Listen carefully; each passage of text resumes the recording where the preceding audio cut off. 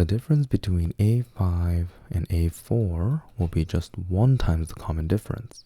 So A5 is minus 12.5. Here we have minus minus, so that'll be plus 34.5 is equal to D.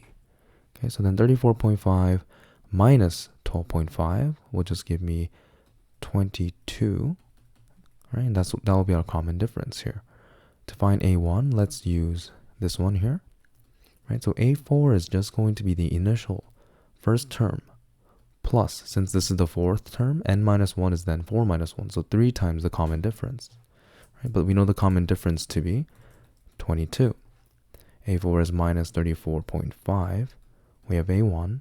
22 times 3 is 66. Right, so subtracting both sides by 66, I get minus 100.5.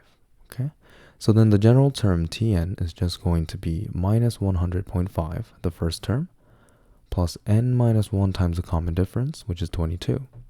So we have minus 100.5 plus 22n minus 22, and that's just 22n minus 122.5.